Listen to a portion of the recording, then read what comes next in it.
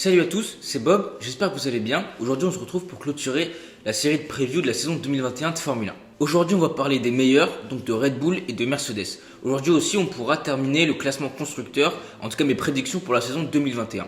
On l'avait laissé comme ceci, et maintenant il ne reste plus qu'à écrire les deux premières places du classement. N'oubliez pas de me dire vos pronostics en commentaire, et c'est parti. Avec Mercedes et Red Bull, on a les écuries de pointe. Pas celles qui veulent le devenir, pas celles qui veulent le redevenir, mais celles du moment. Depuis 2009 pour Red Bull et 2012-2013 pour Mercedes, c'est des équipes qui sont battues pour les victoires et les podiums.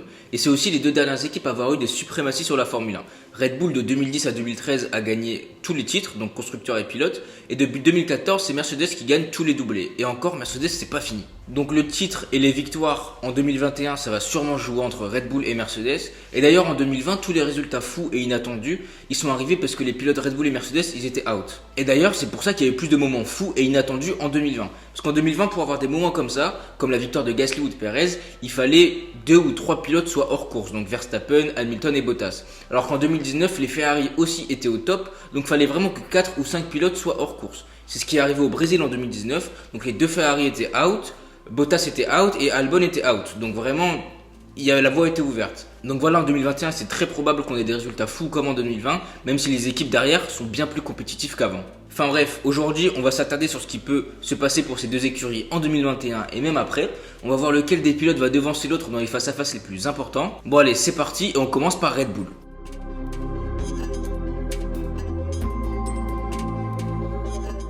Red Bull, c'est une équipe jeune qui arrive en Formule 1 en 2005 et qui est bien implantée, et sûrement encore pour longtemps. Depuis 2009, c'est une équipe qui joue les hauts de tableau et les victoires. Leur plus mauvais résultat depuis, c'est 4ème en 2015, et surtout, entre-temps, ils ont pu gagner 4 titres pilotes et 4 titres constructeurs avec Sébastien Vettel entre 2010 et 2013. Ils ont eu un pas en arrière en 2014 et le début de l'ère hybride, parce qu'avant c'était vraiment la meilleure équipe. Donc Red Bull, ils ont mis cette baisse en performance sur le dos de Renault, parce qu'on va pas se mentir, Renault, il est arrivé en 2014 avec un moteur hybride bien moins performant que Mercedes et bien moins fiable, mais à part le moteur qui bien sûr les a pas mal handicapés, ils ont surtout moins bien négocié la nouvelle réglementation par rapport à Mercedes. Depuis, c'est constamment une équipe qui se bat pour des victoires et des podiums, mais ils sont toujours en dessous de Mercedes et même avant en 2020 en dessous de Ferrari.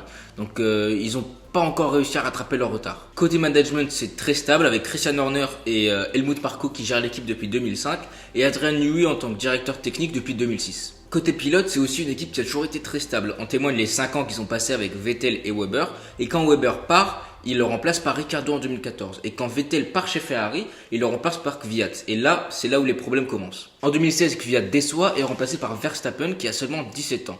Et il gagne un Grand Prix de son premier week-end avec l'écurie. À partir de là, on part sur 3 saisons avec Ricciardo et Verstappen. Mais on voit très bien que Verstappen est clairement le favori, le chouchou de l'équipe quoi. Alors que voilà, en termes de performance, ils font plutôt jeu égal et Ricciardo est même plus régulier et en soi c'est normal parce que plus expérimenté. Et voilà, à la fin de 2018, à la surprise générale, et je pense que vous l'avez tous vu dans la série Netflix, Ricciardo quitte Red Bull pour Renault. Et c'est la première fois que Red Bull doit négocier un remplacement de pilote sans l'avoir préparé avant. En 2019, Gasly monte de Toro Rosso à Red Bull mais déçoit énormément. Il est très loin de Verstappen et ça s'arrange pas. À mi-saison, la décision est prise et c'est Albon, qui est seulement sa première saison en Formule 1, monte chez Red Bull et remplace Gasly qui lui fait le chemin inverse. Bien sûr, à l'époque, et encore maintenant d'ailleurs, je trouve la décision très dure envers Gasly, mais ça va, il s'en est très bien relevé. Même s'ils ont été beaucoup critiqués pour cette décision, du côté de Red Bull, ça fait sens et c'est même plutôt intelligent. Ils savaient ce que valait Kvyat parce qu'il était déjà dans l'écurie quelques années auparavant.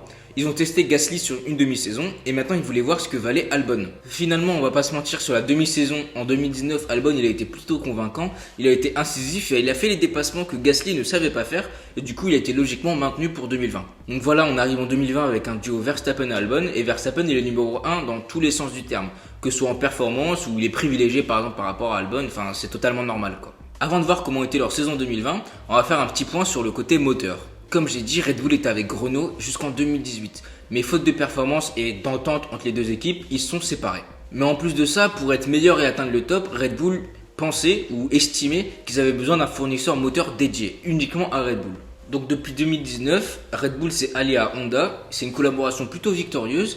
Mais à la surprise de tous, Honda quitte le sport à la fin de 2021 et c'est là que ça devient compliqué. Alors quand on apprend que Honda quitte la Formule 1, Red Bull est un peu dans une impasse parce que c'est impossible que Mercedes leur fournisse des moteurs alors que c'est leur plus grand rival.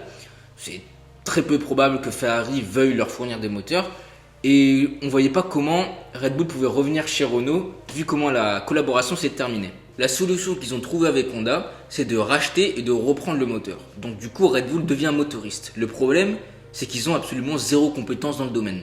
La solution qu'ils ont trouvée, c'est que toutes les écuries acceptent un gel des moteurs à partir de 2022. C'est-à-dire que Red Bull du coup va reprendre le moteur Honda à partir du moment où les équipes ne pourront plus le modifier, ne plus le faire évoluer. Honda va bien les aider à aller au bout du développement et surtout leur fournir un moteur performant et adapté à la monoplace 2022. À partir de là, c'est Red Bull qui sera aux commandes. Ils vont absorber l'équipe moteur fournie par Honda et franchement c'est cohérent, ça leur permet enfin de devenir indépendants. Mais ça on en reparle plus tard quand on parlera de leur avenir. Depuis plusieurs années maintenant, Red Bull commence la saison bien devancée par Mercedes en termes de performance et les rattrape au fur et à mesure de la saison jusqu'à arriver à leur niveau en fin de saison. Et franchement c'est très frustrant et c'est encore ce qui est arrivé en 2020. Depuis 2-3 ans on espère à chaque fois qu'ils vont continuer sur la lancée de la fin de saison et commencer la prochaine saison au même niveau que Mercedes, mais ils n'y arrivent jamais, ils sont toujours un cran en dessous quoi. Donc voilà, comme je disais, en 2020, la Red Bull était moins performante que la Mercedes, même si Verstappen arrivait à les accrocher de temps en temps. D'ailleurs, Verstappen, il est incroyablement rapide, et j'imagine pas comment sa saison 2020 devait être frustrante, parce qu'il est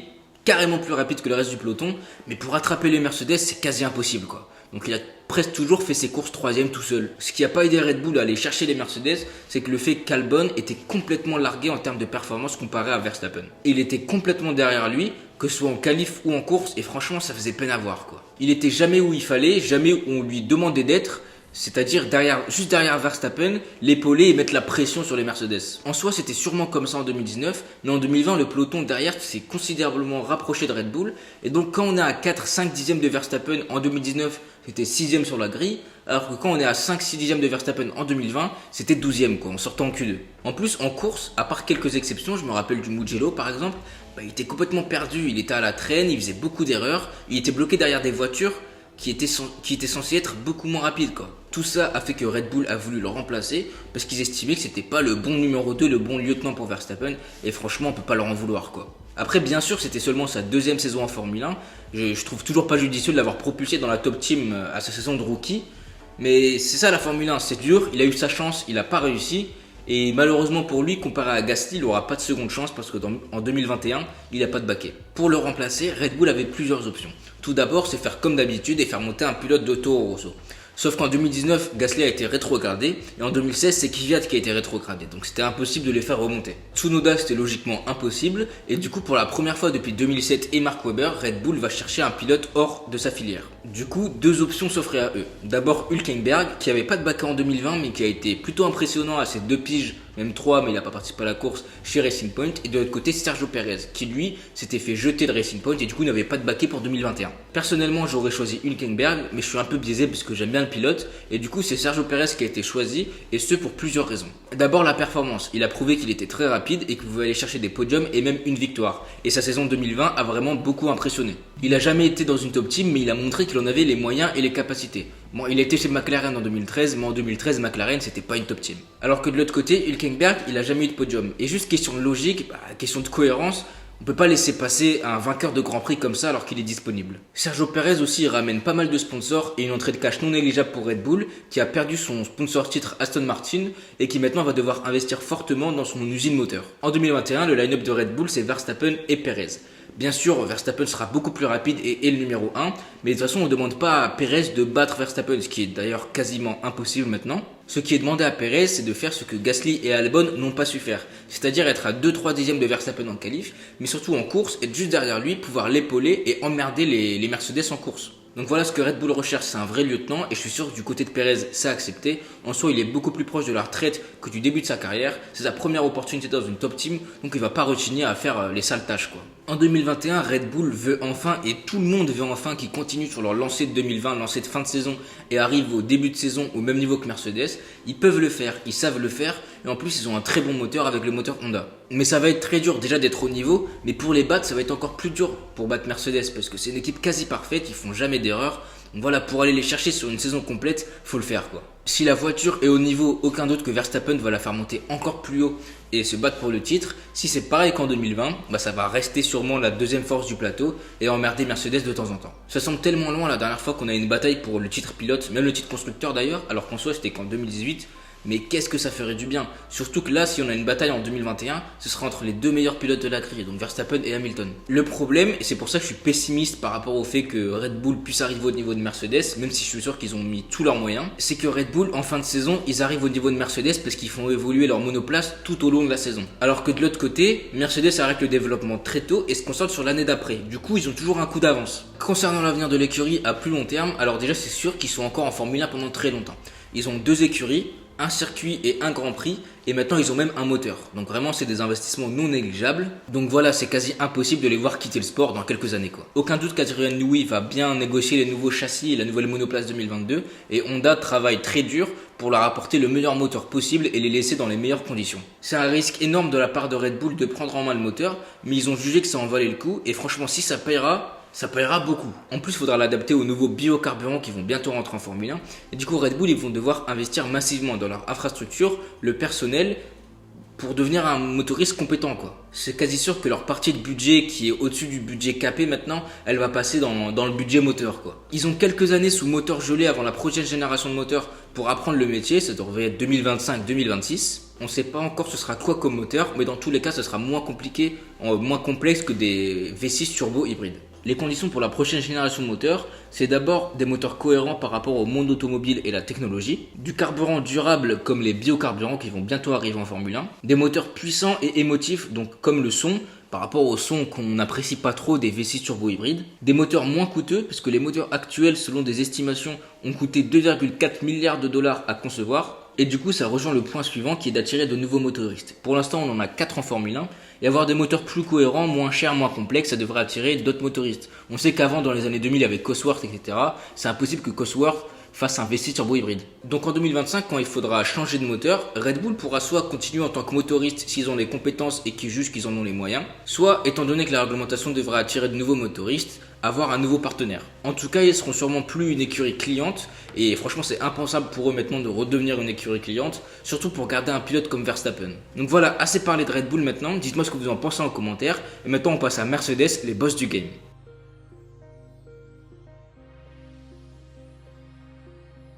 Mercedes est tout simplement la meilleure équipe de Formule 1 et la plus dominante de l'histoire. Depuis 2014, ils ont gagné tous les titres pilotes, tous les titres constructeurs, ils ont la meilleure voiture, le meilleur moteur et même le meilleur pilote avec Hamilton. Mais en plus d'être les plus rapides, c'est aussi les meilleurs en tout. Déjà, ils font jamais d'erreur par rapport à Ferrari par exemple, et qu'on le veuille ou non, ils ont une image de sympa quoi. On a vraiment l'impression qu'ils sont fair play, contrairement à Ferrari avec leur domination dans les années 2000, on verra jamais Bottas donner la victoire à Hamilton dans le dernier virage d'une course par exemple. Enfin bon, ils sont vraiment irréprochables, et personnellement je suis pas un fan de Mercedes ni d'Hamilton, et ça me saoule aussi, c'est frustrant de les voir autant dominer, mais moi j'en veux pas à Mercedes, j'en veux aux autres, j'en veux à Ferrari, j'en veux à Red Bull et j'en veux même à McLaren. J'en veux pas non plus à Hamilton, même si je sais qu'il y en a pas mal d'entre vous qui l'aiment pas, c'est juste frustrant parce que c'est le meilleur, c'est le plus rapide, il fait jamais d'erreur. Et maintenant, depuis 2-3 ans, il a juste atteint un niveau phénoménal quoi. Enfin bref, c'est vraiment les boss, c'est vraiment les meilleurs. Et personnellement, je préfère leur domination à la domination de Ferrari au début des années 2000. Parce que Ferrari, c'était pas irréprochable, ils étaient pas lisses et ils faisaient beaucoup de coups bas quoi. Et du coup, c'est pareil pour Schumacher comparé à Hamilton. Jamais on verra Hamilton faire comme Schumacher a fait en qualification à Monaco en 2005 ou 2006 je crois. Enfin voilà, c'est vraiment une domination irréprochable. Et qu'est-ce que c'est frustrant. Heureusement qu'on a eu Rosberg dans les 3 premières années et Vettel en 2017-2018 pour donner du suspense quoi. Maintenant, le coéquipier d'Hamilton, c'est Bottas. Et on va pas se mentir, c'est un très bon pilote. On le voit d'ailleurs en qualif, ça se joue toujours entre 1 et 2 dixièmes entre lui et Hamilton. Mais voilà, Lewis, il est juste meilleur que lui. Et pour le battre, il faut vraiment être irréprochable, être au top du top tout le temps, faire 0 erreur, etc.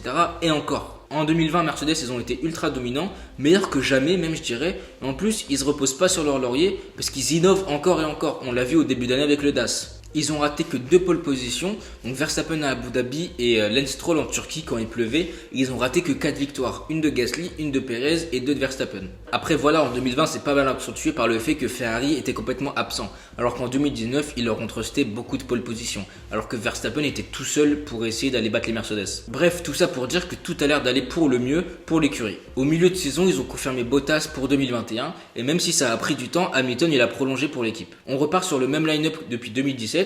Je sais qu'il y en a plein qui attendent que Russell soit promu, et en soi il a montré qu'il en avait les moyens et le niveau à Sakir. Après il y en a qui forcent et qui pensent qu'il va battre Hamilton, mais bon, faut pas abuser non plus. Mais Mercedes pour l'instant ils ont aucun intérêt à changer, ils gagnent déjà tout.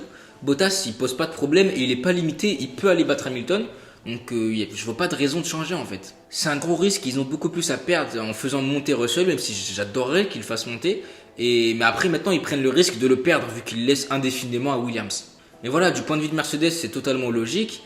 Ils sont pas là pour faire le show, ils sont là pour gagner et ils le font très bien. On a tous le petit espoir de voir Bottas aller chercher Hamilton, mais il a beau y mettre toute sa volonté, pour moi il est juste quelques classes en dessous quoi. En 2021, ça risque encore d'être pareil, Bottas qui va chercher Hamilton sur quelques grands prix. En qualif, ce sera toujours aussi serré, mais à la fin Hamilton il sera toujours au-dessus quoi. Par contre, bien que j'attende pas que Bottas soit au-dessus d'Hamilton, je veux au moins qu'ils se battent. En qualif, respect, mais en course c'est toujours mou, il fait pas de dépassement, il défend que très peu, enfin on sent pas une vraie hargne quoi. Comme on a vu tout à l'heure en parlant de Red Bull, c'est vrai qu'ils se sont beaucoup rapprochés de Mercedes en fin de saison.